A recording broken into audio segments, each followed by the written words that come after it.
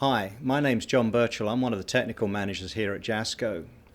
Today I'd like to share with you some interesting new developments in the study of VHH antibodies. Unique single domain molecules, around 15 kilodaltons, were discovered about 25 years ago and are proving to be useful in applications such as environmental monitoring and therapeutics. Their small size lends themselves to binding to small molecule antigens.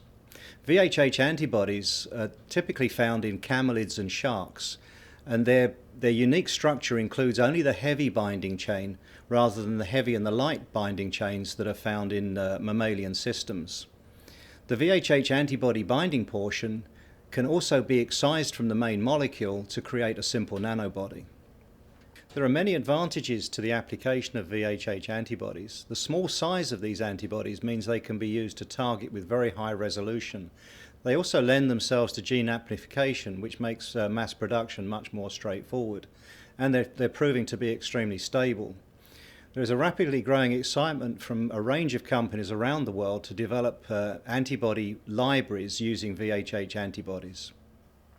At JASCO, we have been collaborating with one of the successful companies to characterize these proteins using circular dichroism and IR spectroscopy. In this short video, we would like to share a few highlights of the data that we obtained using a JASCO J1500 CD spectropolarimeter using high throughput screening, thermal ramping, and spectral correlation analysis. We looked at a couple of key features of the VHH antibodies. In the first application, we used thermal ramping to study the structure of beta sheet in the protein and how it unfolds and refolds with the effects of temperature, and how the stability returned at room temperature. In the thermal ramps, we can see that comparable TMs were found in the region of 60 to 70 degrees for each of the variants. When we estimated the secondary structure, we could find the effect on the beta sheet motif during the heating and the cooling process. In each case, the structure recovered when returned to room temperature. In the second evaluation, we looked at the stability of coronavirus binding VHH antibodies by evaluating the higher order structure around the aromatic amino acid residues and the secondary structure. JASCO's newly patented correlation algorithm was used to compare spectral differences both in the far UV and the near UV to give some indication of the structural differences in the VHH antibodies.